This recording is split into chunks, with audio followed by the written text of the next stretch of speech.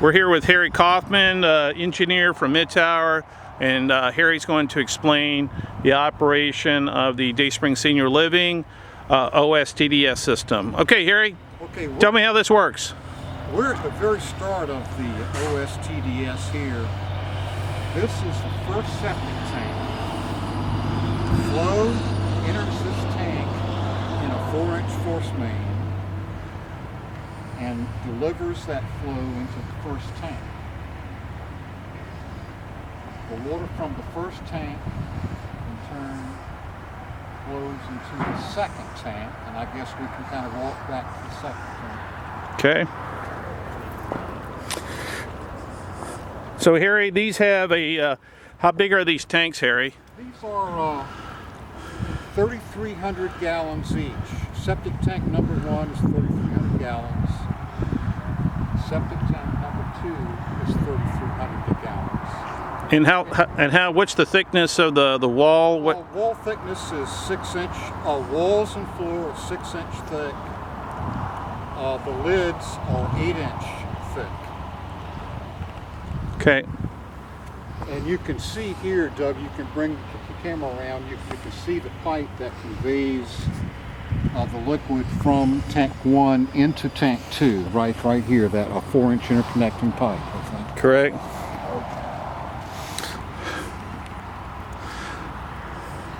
And then the flow comes into tank number 2. And of course the solids settle. I expect that the majority of the solids are going to settle in the first tank, and there'll be less solids accumulation in the second tank, all right? Now under this lid here... Now Harry, I got a question. We're going to be using a grinder station from building 1 Correct. That's going to essentially turn the solids into a liquid that will become... It'll be a shredded slurry.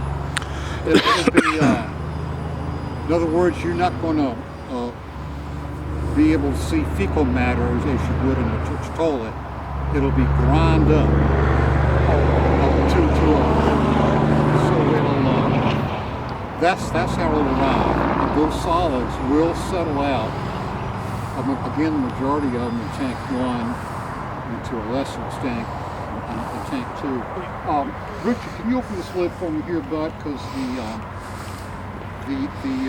the outlet filter is under this lid. Okay? And what is the outlet filter, Harry? The outlet filter just keeps solid from going forward into the pump tank. And does it have to be cleaned on a regular basis? Or? It does, and Richard knows the frequency because he's got them at Dayspring of the village. Okay, is it? Well, what do you do about once a month or what? About every month and a half, probably. Okay, but you can see your outlet filter. Richard does to grab that and pull it out. Could you give us an example of how that thing is pulled out?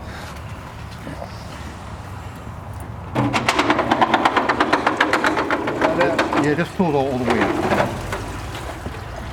So, and that's taken off to the side and it's got to be hosed off, yeah. right? Yeah, I've got something like that already done at Dayspring. Same exact ones. This outlet filter is rated, if I'm not mistaken, for a system at gosh, I'm trying to remember if it's rated 5,000 gallons per day or just what. This overall system, the overall system is rated for 4,160 gallons a day. That's what we got it permitted for. And of course it took some doing because we had to get a variance because this thing would have been twice as big as it is if Doug had not pursued the variance. All right. So we had to go through that step to wind up where we are. If I could just leave that open for a second. So this outlet filter removes some additional suspended solids. Then the flow enters the pump tank, the next tank here. And what we got here, And Harry, which one's the pump tank? this is the pump tank. Septic tank number 1, septic tank number 2, pump tank. Pump tank has both of these lids here? Correct. Okay. And what we got in the pump tank are 4 sewage pumps. What is the make on the sewage pumps? WHR 10. Myers. Right. We have 4 Myers submersible sewage pumps. Horsepower, 460. 1 horsepower each. The pumps operate on 480 volt power. What happens here is we got pumps number 1 and number 3. The discharge come together and go to the west 3 absorption beds. So pumps And the west 3. and west absorption beds are over to the left. Correct. Okay. Pumps 1 and 3 operate together. So they don't cycle back and forth. They both run at the same time. Pumps 1 and 3 run together. They start, run, and stop together.